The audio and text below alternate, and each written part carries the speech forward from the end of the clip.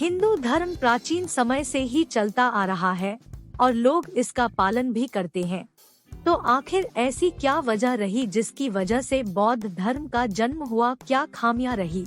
आज हम इन दोनों धर्मों के बीच की खामियां तथा उसके सैद्धांतिक विचारों का वर्णन करेंगे। जैसा कि हमें पता ही है, हिंदू धर्म मूर्ति पूजा पर विश्वास रखता है तथा इस धर्म में काफी ऐसी बातें भी हैं जिसे समाज ने धीरे धीरे करके निकाल फेंकने की सोची। दरअसल इस धर्म में सकारात्मकता के साथ नकारात्मकता और आडंबर भरे हुए थे, जिसकी श्रेणी में लोग रहना पसंद करना नहीं चाहते थे। उन्होंने धीरे धीरे हिंदू धर्म का त्याग करना शुरू कर दिया और अन्य धर्मों का पालन करने लगे, जिसमें से एक धर्म था बौद्ध धर्म। इस धर्म की उत्पत्ति होने का एक मुख्य वजह यह थी कि इस धर्म में किसी आडंबर विचारों के ऊपर ध्यान नहीं दिया गया था तथा सभी धर्मों के मूल मंत्र सिद्धांत पर जोर दिया गया। इस धर्म के संस्थापक गौतम बुद्ध थे, जिन्होंने समाज में रहकर सारे नकारात्मक सोच को उखाड़ कर फेंक देने की सोची।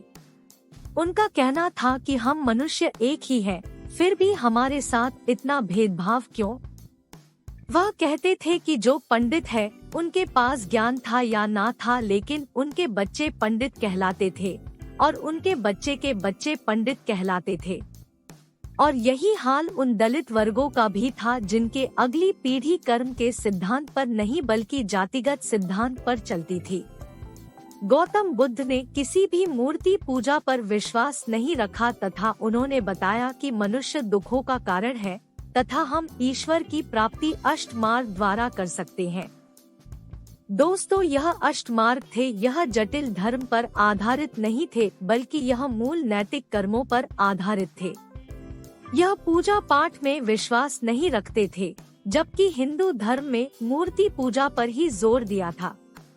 गौतम बुद्ध का कहना था कि ईश्वर हर कण-कण में विद्यमान है, उसका कोई आकार नहीं है, वह हर मनुष्य के दिलों में विराजमान है।